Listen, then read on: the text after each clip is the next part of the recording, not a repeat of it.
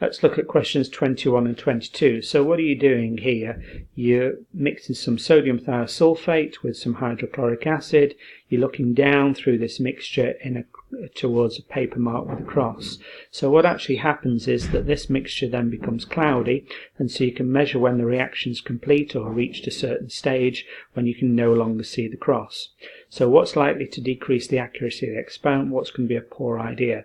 If you rinse the flask with acid before each experiment, then some acid is going to be lining the flask, and therefore you're going to get the incorrect volume of acid. You're going to get too much acid in the flask, and each time you rinse it you might get a different amount of acid then lining the flask. That's going to cause some extra acid to be in the flask, and it might be a different amount each time. A is really a poor idea, so that looks to be the answer. Decrease the accuracy of the experiment. Let's check the rest.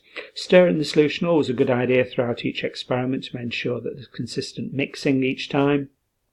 Use the same piece of paper for each experiment, a good idea, because sometimes if you use a thicker cross one time than the next, then it's going to be more easily viewed down through the cloudy mixture. Using different measuring cylinders to measure the volumes of acid and sodium thiosulfate, a good idea there, because you're not going to get contamination between the two if you're using slightly different measuring cylinders. So your answer, the poor idea, is A. The experiment was repeated at 20 degrees C using a larger 250 centimetre flask rather than a 100 centimetre flask. So what effect's that going to have? Well, you've got the same amounts, the same number of moles of chemicals, except you've got a larger flask. If you've got a larger flask, then the particles are further apart. So the collisions, you can get fewer successful collisions in a set amount of time. So the fact that the particles are further apart with fewer successful collisions in a certain amount of time means that the rate is going to decrease. It's going to go slower.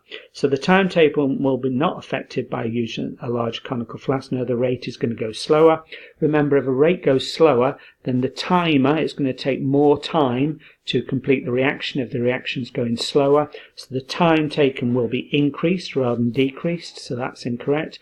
The time taken will be increased by using the large conical flask. C is correct, so the reaction is going slower, the time taken is increased. It's impossible to predict how the time taken will be affected. Now we've worked out the reaction is going to go slower and the time is going to increase. Your answer is C.